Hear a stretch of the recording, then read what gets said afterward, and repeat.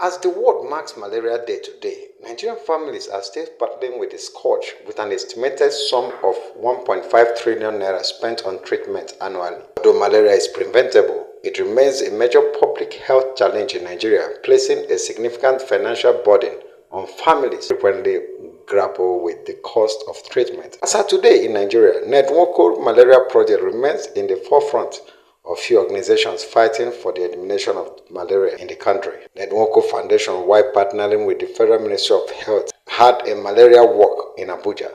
National Coordinator Ned Nwoko Malaria Project Chuks Anyaduba highlighted some achievements made by his organization. Over time, since Ned Nwoko Malaria Eradication Project founded over a couple of 4 years ago, we started with advocacy for malaria eradication in Africa, and it started with Nigeria, down to the senator himself, Senator Ned Nwoko, sponsoring a bill at the National Assembly, a bill for an act, to provide for malaria agency, an agency that strictly is going to be responsible for malaria eradication and environmental management. So we have done a lot. The bill has passed through the first reading.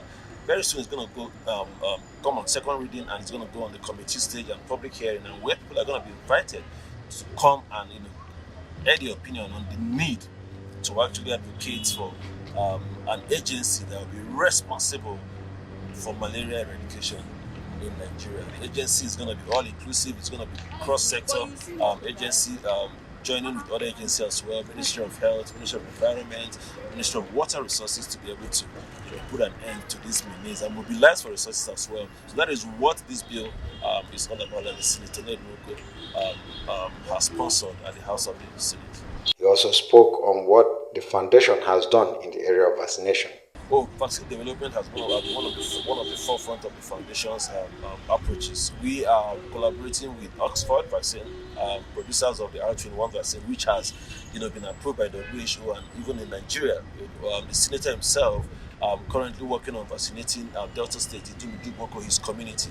And just last week, we're planning to have a meeting with the body in charge of vaccination in Nigeria, which is the National Primary Healthcare Agency, to see how those vaccines that has been already approved can come into implementation in terms of vaccinating members of the senatorial district and Delta State as a whole. So that has been a progress so far, and we are happy that right now we have a vaccine that has over 70-80% efficacy, and that is going to be the implementation strategy that we're going to kickstart with, while we work on a full-fledged vaccine that has over 100% efficacy. So it's been on the forefront of the foundation to create such awareness and move forward.